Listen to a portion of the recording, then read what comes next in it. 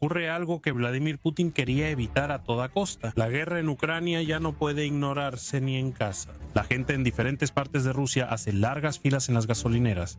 La incertidumbre crece y nadie está seguro de si habrá combustible para cargar. En algunos lugares no hay combustible y en otros solo se vende poco, pero eso no es lo más preocupante para Putin. El presupuesto de guerra ruso también está recibiendo duros golpes, ya que depende de la exportación de petróleo y gas. Ya comienza a sentir las pérdidas por los ataques a refinerías y oleoductos. Expertos advierten que las pérdidas de miles de millones podrían debilitar pronto la capacidad de Moscú para financiar la guerra. Pero antes de llegar a estos impactos, primero echaremos un vistazo directo al frente, donde la situación también es dramática. Comenzaremos en Pokrovsk y Dobropilia, donde Rusia abrió en agosto uno de los frentes más peligrosos de su ofensiva de verano.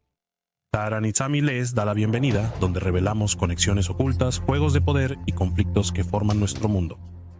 Pokrovsk y Dobropilia. Hace unas semanas llegaron noticias que preocuparon a los partidarios de Ucrania más que nada en meses. Las fuerzas rusas entraron en Dobropilia y en 3 días avanzaron de 10 a 17 kilómetros, un ritmo que no veíamos desde el inicio de la guerra. Desde Ucrania advirtieron que la situación es muy grave y que podría colapsar toda la defensa cerca de Pokrovsk, donde Kiev dice que los rusos han reunido más de 110,000 soldados.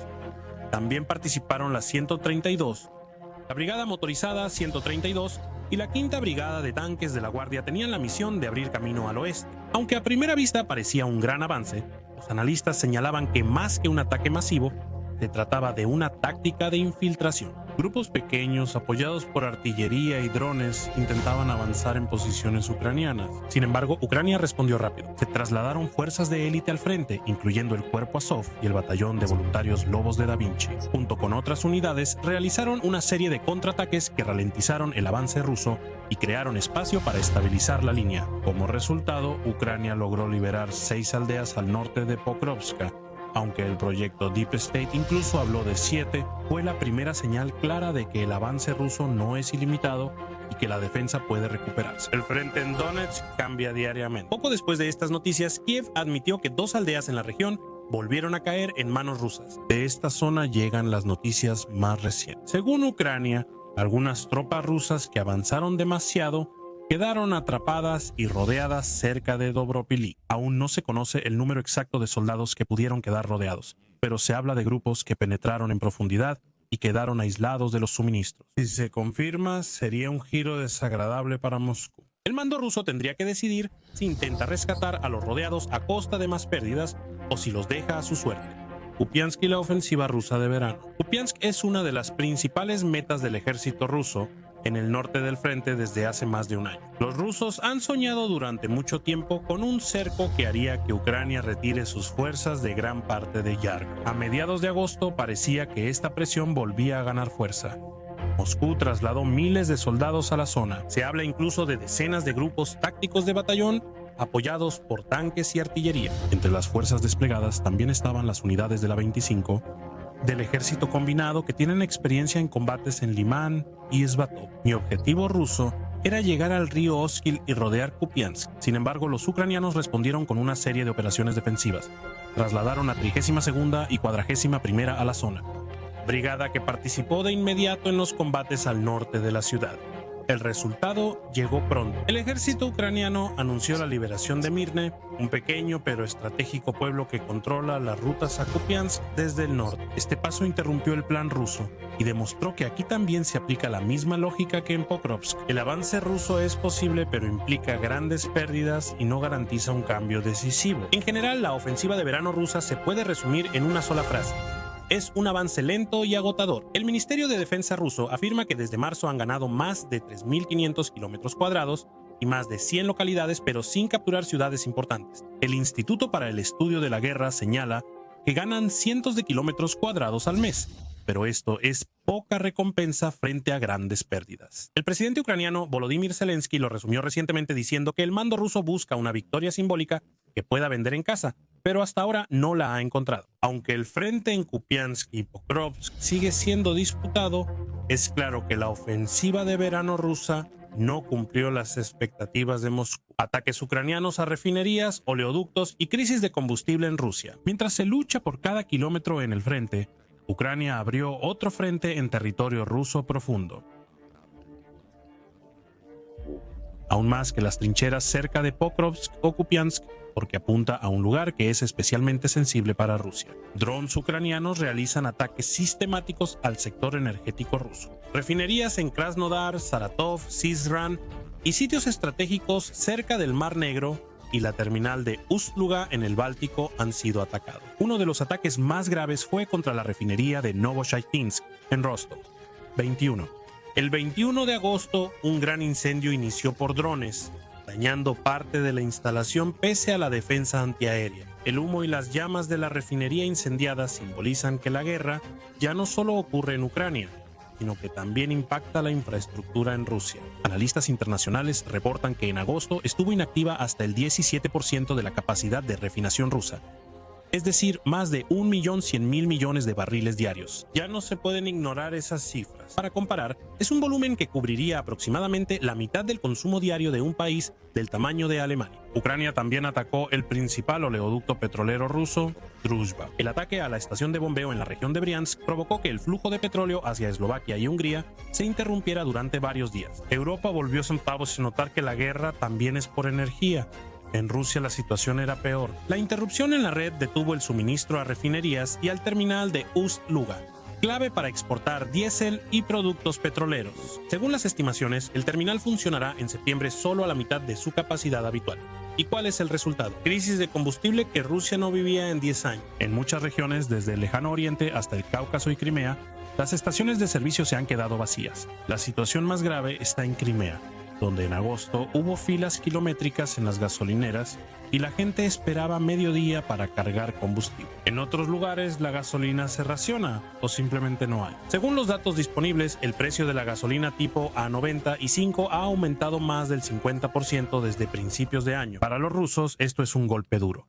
Para Putin, más aún, ya que el combustible sube para conductores y el ejército. El gobierno ruso tuvo que tomar medidas de emergencia. Prohibición de exportar gasolina hasta septiembre y restricción del comercio interno de combustibles. Moscú busca aumentar la exportación de crudo para compensar pérdidas en refinerías, pero podría enfrentar más ataques de drones y mayor presión de sanciones. El principal problema es el presupuesto, ya que el petróleo y gas representan más de un tercio de los ingresos del Kremlin. Si de repente el 17% de la capacidad de refinación está fuera de servicio y las terminales de exportación operan a la mitad de su capacidad, eso significa pérdidas de miles de millones cada mes. Solo los daños a la infraestructura en agosto se calculan en miles de millones de dólares. Para el presupuesto de guerra, que necesita cada rublo para tanques, drones y misiles, es un golpe que no se puede ignorar. Y hay otra dimensión. Los drones ucranianos demuestran que Rusia no es intocable, que incluso a cientos de kilómetros del frente pueden explotar almacenes, arder refinerías y colapsar la logística. Este efecto psicológico quizás sea tan fuerte como los daños económicos. De repente la guerra se desarrolla en la propia Rusia. De esta manera, Kiev obtiene una herramienta que antes le faltaba. No es solo la defensa de las trincheras. Es un ataque a lo que alimenta a Moscú, a su economía, su presupuesto y su capacidad para financiar la guerra. Por eso, muchos analistas consideran que la campaña de drones contra refinerías y oleoductos podría ser tan importante como cualquier éxito en el frente. Aún no acabamos. Si te gustó el video, dale like para que llegue a más personas. Si quieres apoyar mi trabajo, puedes hacerlo con una pequeña contribución a través de una donación. Gracias. Sigamos adelante. Ataques aéreos rusos y negociaciones de paz. Ucrania ataca refinerías y logística rusas con drones. Moscú responde atacando ciudades ucranianas. El verano de 2025 fue el periodo con más ataques aéreos rusos desde que empezó la guerra. En semanas recientes, misiles y drones rusos han atacado Kiev, Dnipro, Odessa, otras ciudades e infraestructura en Ucrania. El mayor impacto lo sintió el sistema energético.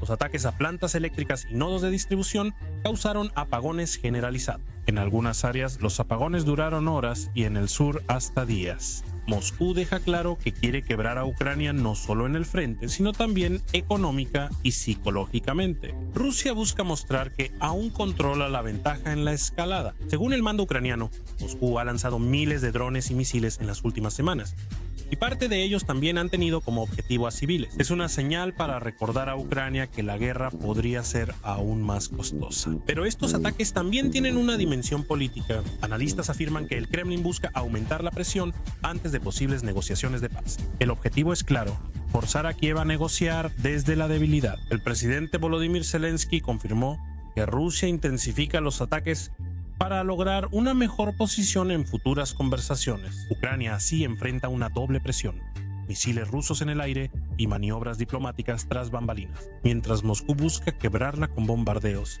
Kiev sabe que solo demostrando que aún puede defenderse y atacar podrá negociar. Por eso, la guerra hoy no solo es el frente, sino la imagen general. Todo es cuestión de quién luce más fuerte al sentarse a negociar. Fin. Hace unas semanas, Ucrania parecía al límite de sus fuerzas. Tras Krovsk y la presión en Kupiansk, la situación era amenazante y la defensa parecía al límite en varios puntos del frente. Pero los acontecimientos de los últimos días muestran que esta guerra es como una montaña rusa. Moscú presiona con misiles y drones a ciudades ucranianas, mientras Kiev ataca el corazón de la economía rusa: refinerías, oleoductos y suministro de combustible. El resultado es una crisis de combustible en las regiones rusas, filas de kilómetros frente a las gasolineras y pérdidas de miles de millones en el presupuesto estatal. Ucrania manda una señal clara: pese a grandes pérdidas y presión, aún puede golpear fuerte a Rusia en el frente y a cientos de kilómetros detrás, lo cual puede ser decisivo al hablar de paz, porque tendrá una posición más fuerte quien logre demostrar que aún no está derrotado. Así continúa la guerra, sangrienta, impredecible y con muchos giros, pero algo es seguro: Ucrania ha demostrado que puede resistir, adaptarse y golpear al enemigo donde menos lo espera. Si te gustó el video, dale like y suscríbete para no perderte los próximos en los que trabajo. Puedes apoyar mi trabajo a través de una donación. Y si quieres que el video llegue a más personas, haz clic en recomendar. Lo aprecio mucho.